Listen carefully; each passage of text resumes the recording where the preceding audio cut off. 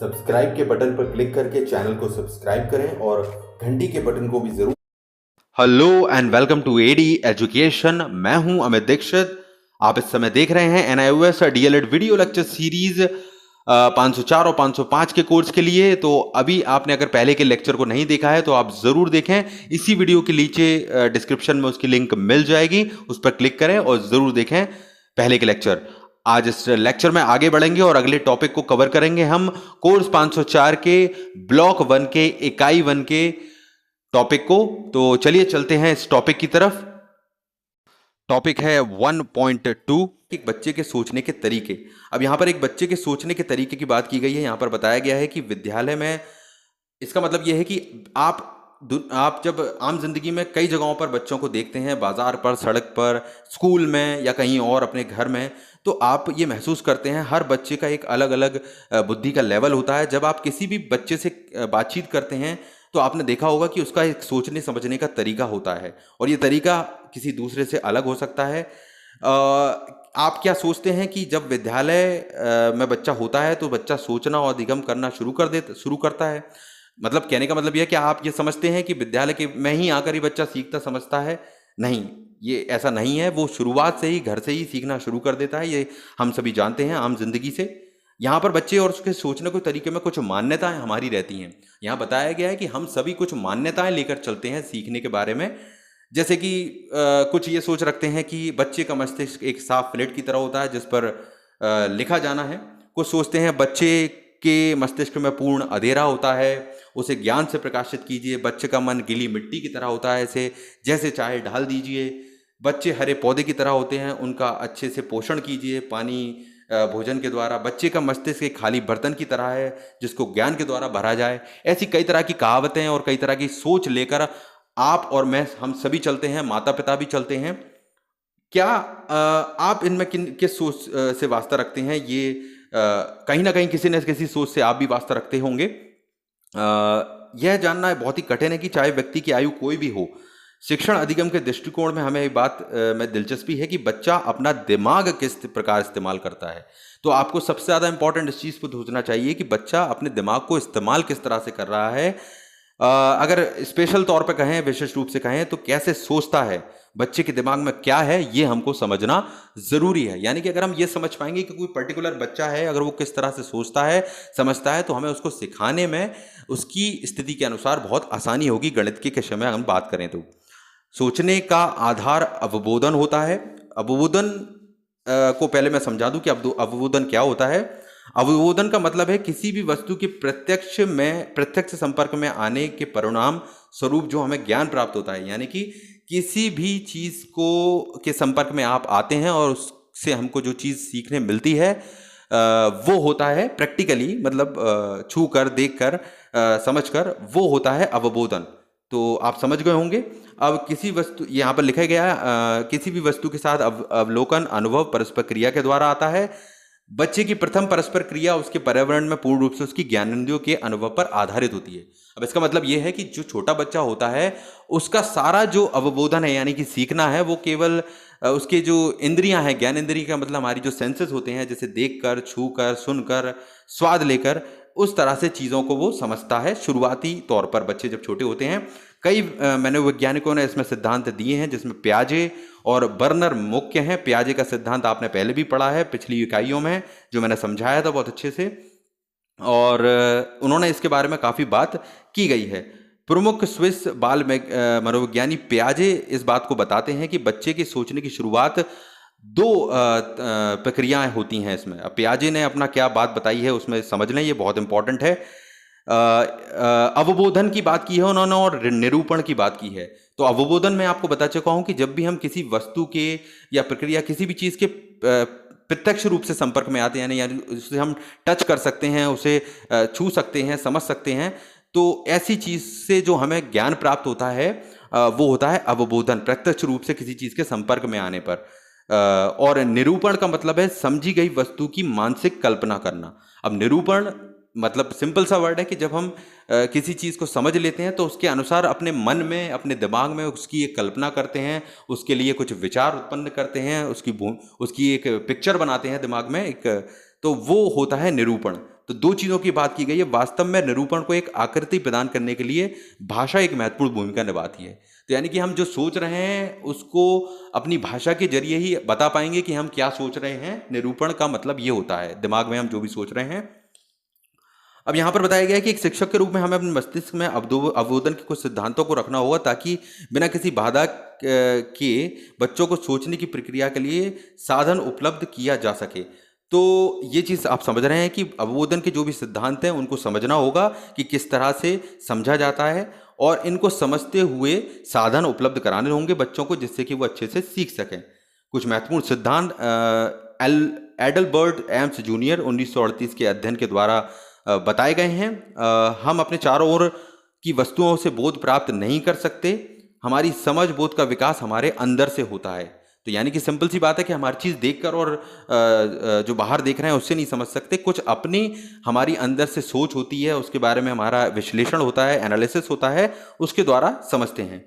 यह वस्तु के महत्व को कम नहीं करता, उसके तरीकों को उजागर करता है। अवलोकन करता किस प्रकार से वस्तु को अनुभव करता है। तो सिंपल सी चीज़ है कि ये उस चीज़ को सीखने में और बेहतर बनाता है। जो हमने बाहर देखा किसी चीज़ को और उसके बाद खुद क्या सोचा और उससे समझा, तब हम किसी चीज़ को सही ढंग से समझ पाते हैं। संख्याएं बहुत ही दिलचस्प हैं, परंतु अधिकांश लोगों के लिए बहुत मतलब डरावनी भी चीज़ें हैं ये। इसमें बच्चे और वयस्क दोनों शामिल हैं। अब ये इंटरेस्टिंग तो है लेकिन डराने वाला भी है। इसमें ये जटिल हो जाती है, प्रक्रिया मुश्किल हो जाती है। और हम क्या प्राप्त करते हैं यह हमारे पूर्व के अनुभवों, हमारी धारणाओं और हमारे उद्देश्यों पर भी बहुत निर्भर करता है। यानी कि कोई भी चीज़ हम सीख रहे हैं तो हमने उसके बारे में पहले क्या जानते हैं, हमें क्या बताया गया है, वो हमारे लिए बहुत महत्वपूर्ण भूमिका अदा करता है नई चीज़ों को सीखने में। अब इसमें कुछ पॉइंट दिए गए हैं, उनको हम समझ लेते हैं। हम अपने अवबोधन को शायद ही बदलें जब तक कि हम उन पर आधारित कुछ कार्य से निराश ना हो जाएं। यानी कि जब हमने जो सीखा हुआ है, जो हमें शुरू से बताया गया है या हमने खुद से सीखा है, वो हम तब तक नहीं बदलते जब तक उसका कुछ खराब परिणाम नहीं आ जाता। मान लीजिए कोई अपने आप को कोई सोच लेकर चलता है कि मैं तो उल्टा चलूंगा, और हमने शुरू से उल्टा चलना सीखा है, तो उल्टा यानी कि उल्टी दिशा में, तो वो जब तक उससे टकराएगा नहीं, किसी चीज़ से उसे चोट नहीं लगेगी, तब तक वो नहीं समझ सकता कि उल्टा चलना गलत बात है, हमें सीधे आगे की ओर चलना चाहिए। तो उसी तरह की बात की जा रही है कि एक एग्जाम्पल भी दिया है कि माता एक मम्मी को अगर बच्चा अपनी 2 आटे के गोले बनाकर उसे एक एक गोले को जोड़ता है, गोला बनाकर उससे रोटी बनाते हुए देखता है 2 गोलों को मिलाते हुए, तो उसे वो योग जो होता है जोड़ 1 और 1 बराबर 2 के अनुसार प्राप्त करने की कोशिश करता है। मतलब 1 गोला लिया और 2 गोला लिया, उसको मिलाया तो 1 बन गया। अब वो ये जब देख लेता है तो उसके दिमाग में बैठ जाती है ये बात कि 2 नरम सी चीज़ें हैं उनको मिला लिया और एक ठोस चीज़ जो चीज़ बन गई वो 1 हो गया मतलब। लेकिन ये चीज़ उसकी धारणा तब तक नहीं बदलती जब तक जो वो ठोस चीज़ जब नहीं उठाता। दो ठोस चीज़ों को मिलाने का प्रयास करेगा, जो सॉलिड चीज़ें हैं तो वो मिलेंगी नहीं, और इस तरह से उसे समझ में आएगा कि ये चीज़ जो मैंने सीखी वो गलत है और अपनी धारणा उसकी बदलेगी। तो आप समझ रहे हैं इसको अच्छी तरह से। अब दूसरा पॉइंट है, चूंकि हमारा अवबोधन हमारे भीतर से और हमारे पूर्व के अनुभवों से आता है, इसलिए यह स्पष्ट है कि प्रत्येक व्यक्ति एक ही वस्तु को विशिष्ट तरीके से अनुभव करेगा, और संप्रेषण केवल यही संभव नहीं जबकि दोनों अनुभवकर्ताओं के उद्देश्य, धारणा, अनुभव समान हो। तो इसका मतलब ये है कि दूसरे पॉइंट में बताया है कि हर व्यक्ति का अलग अलग सोचने का तरीका होता है और हर तरह अलग अलग तरह से वो अनुभव करता है। तो सबकी चीज़ों को, हर चीज़ को लेने के अनुभव अलग अलग होंगे, अवबोधन अलग अलग होगा। अवबोधन का अर्थ है कि किस प्रकार हमें कार्य करने के लिए प्रेरित करता है। जब बारिश होती है, इसको एक एग्जाम्पल से बताया है कि सबको किस तरह से अलग अलग सोचते हैं। मान लीजिए बारिश होती है तो कुछ लोग छत पर भागते हैं, कुछ लोग बारिश में नाचते हैं। तो सबके लिए बारिश का मतलब, उसका अर्थ अलग अलग है। निरूपण किसी वस्तु को की छवि बनाने की प्रक्रिया है, जबकि वस्तु प्रत्यक्ष अवलोकन के क्षेत्र में नहीं है। इस स्थिति में बच्चा अपनी भाषा में अपने मस्तिष्क के अनुसार वस्तु की व्याख्या करता है, इसलिए भाषा को विचारों का वाहन कहा गया है।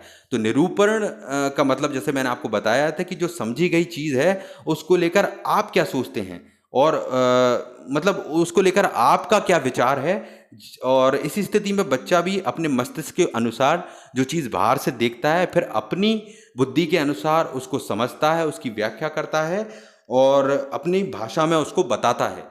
ऐसा नहीं होगा कि जो उसने बाहर देखा सीधा सीधा वही बता देगा, वो उसमें अपने विचारों को भी जोड़ेगा और उसके जरिए जो उसको समझ में आता है वो बताएगा उसके बारे में। तो इस तरह से निरूपण को समझाया गया है। तो ये इसमें पॉइंट बताए गए हैं। अब आखिरी में ये बताया गया है, पियाजे ने जानने और संज्ञानात्मक प्रक्रिया की संरचना की अवधारणा प्रस्तुत की है। तो यहाँ पियाजे की ने कुछ महत्वपूर्ण बात बताई है कि प्रत्येक बच्चा एक मेंटल कंडीशन होती है, उसकी मानसिक संरचना होती है अलग अलग। वह सक्रिय हो जाता है जब वो वस्तु या प्रक्रिया या घटना के संपर्क में आते हैं। यानी कि कोई भी बच्चा किसी वस्तु को देखता है, उसको छूता है, या किसी घटना को देखता है, किसी क्रिया को देखता है, तो दो चीज़ें होती हैं। एक होता है आत्मसात्करण, अपनी मानसिक संरचना के द्वारा प्राप्त की गई वस्तु, प्रक्रिया या घटना की व्याख्या करना। तो सिंपल सी बात है कि सात्करण का मतलब बताया है इन्होंने कि जो भी उसने वस्तु देखी, जो घटना देखी, उसके अनुसार उसकी मन में एक व्याख्या करना, उसकी अपनी एक सोच बनाना। और दूसरा है समायोजन, जिसका अर्थ है कि किसी वस्तु, घटना, प्रक्रिया की व्याख्या की विद्यमान संरचना को रूपांतरित करना।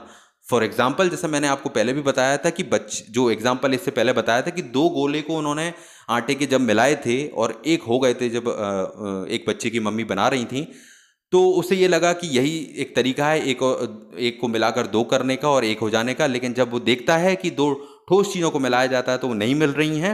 अब इस समय में वो क्या सीखेगा कि ठोस और नरम के अंतर को सीख पाएगा। तो यहाँ वो यही बता रहे हैं कि आत्मसात्करण और समायोजन की जो तरीका है, इनके अंतर को जब बच्चा पहचान लेता है, जब वह अनुभूत वस्तु को आत्मसात करने की कोशिश कर रहा होता है, यानी कि इस चीज़ को जब सीखने की कोशिश कर रहा होता है कि ये है क्या, आखिर ये क्या माजरा है, तो वह कहलाता है अनुकूलन। ये आप ऐसे शब्दों को याद रखें। अनुकूलन क्या होता है?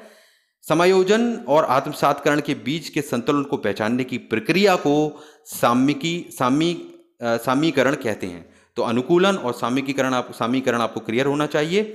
दो पियाजे के संज्ञानात्मक विकास में महत्वपूर्ण भूमिका है। तो पियाजे ने एक बहुत अच्छा सिद्धांत दिया है।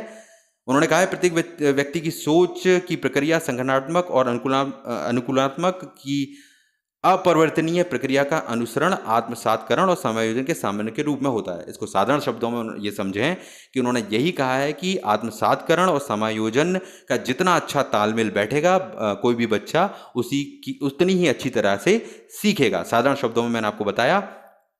फिर भी प्रत्येक व्यक्ति का सोच का तरीका होता है, और इसलिए क्योंकि व्यक्ति के अवबोधन और निरूपण में अंतर होता है। यानी कि बच्चा हो या बड़ा हो, हर किसी के देखने का नज़रिया और ग्रहण करने का नज़रिया अलग अलग होता है। यही कारण है कि सब अलग अलग तरीके से सीखते हैं। कोई ज़्यादा अच्छे से सीख पाता है, कोई लेट सीखता है, कोई सीख ही नहीं पाता है। तो प्रत्येक प्रक्रिया में और सोचने की प्रत्येक व्यवस्था में प्रत्येक बच्चे का अपना एक विशिष्ट तरीका होता है। तो ये इसमें बताया गया है। अब इसके बाद जो अगला टॉपिक रहेगा उसमें पियाजे के द्वारा वर्णित संज्ञानात्मक विकास की अवस्थाओं जो हैं पियाजे के द्वारा बताई गई, उनको बताया जाएगा। तो वो हम नेक्स्ट लेक्चर में कवर करेंगे। ये टॉपिक थोड़ा इंटरेस्टिंग था, लंबा था, पर इजी था मेरे हिसाब से। बस सोचें, समझें आराम से, इत्मीनान से, और आगे हम और इसी तरह से कवर करते जाएंगे। तो बस इस वीडियो लेक्चर में इतना ही। मिलते हैं नेक्स्ट वीडियो लेक्चर में। तब तक आप इसको ज़्यादा से ज़्यादा लाइक कीजिए, शेयर कीजिए औरों के साथ। सब्सक्राइब के बटन पर क्लिक करके चैनल को सब्सक्राइब करें और घंटी के बटन को भी जरूर दबाएं नए वीडियोस की जानकारियां सबसे पहले पाने के लिए।